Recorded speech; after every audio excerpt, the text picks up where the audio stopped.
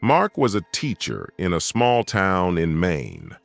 After the tragic death of his wife in a car accident 2 years ago, he lost all meaning in life. Trying to escape from his painful memories, he set out on an aimless journey across America, hoping to find some solace. A downpour took him by surprise on a deserted road in the central part of the state. A wall of water pelted his car. Visibility was reduced to zero. In desperation, he searched for some kind of shelter. Suddenly, out of the gloom, dim lights loomed. It was an old, abandoned diner from the 50s that he had once heard creepy stories about. He stopped the car and, shivering from the cold, moved toward the door. Stepping inside, Mark felt an icy chill that penetrated to his bones. The diner was empty, but there was a sense of something sinister in the air. The furniture was covered in a thick layer of dust, as if waiting to be used. The walls of the diner were covered in soot from the fire. Rust and mold crawled in the corners, and old photographs on the walls dimly reminded of times long gone. The smell of dampness and something rotten lingered in the air.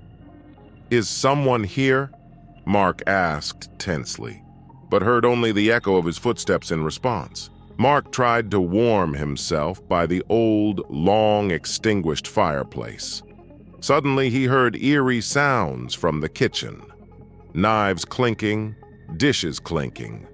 His heart began to pound faster, and he summoned all his courage and headed toward the source of the sound. The door to the kitchen was ajar, and he saw ghostly silhouettes flickering in the windows. Panic gripped him, and he stood motionless, not knowing where to run. "Who are you? Show yourselves!" Frightenedly, he answered into the darkness. The silhouettes disappeared, but the fear went nowhere. Suddenly, the door slammed shut, and he found himself locked inside. Cold drops of sweat dripped down his face as he heard a quiet female voice. "You are our guest," she whispered softly, and a chill ran down his spine. He turned around and saw a woman in an old waitress uniform in front of him, her eyes empty and full of pain. "Who are you?"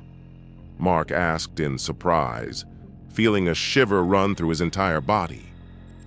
"I'm Linda. I died here when the diner burned down years ago," she said regretfully, her voice full of sadness. Linda began to tell her story. She was a girl with big dreams of Hollywood, but fate brought her to a small town where she worked as a waitress, hoping to save up money and move away.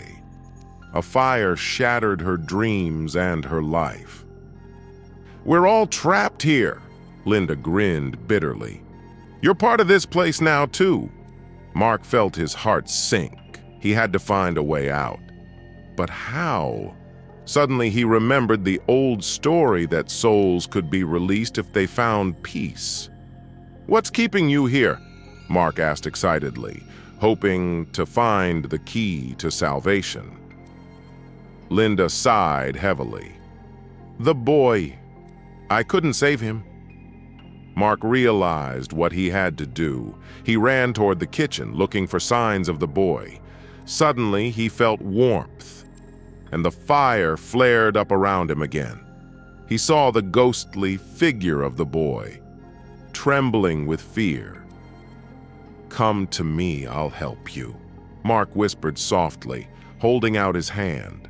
The boy's figure walked toward him, and the fire began to die down. Mark felt the cold disappear, and warmth and light begin to fill the diner. Linda smiled, and her image began to dissipate. "Thank you," she exhaled in relief, and her voice disappeared along with her ghostly body. Mark found himself alone in the diner again. Everything was back to normal, and the door was open again. He stepped outside feeling liberated, but the question remained. Was this reality or just a horrible dream?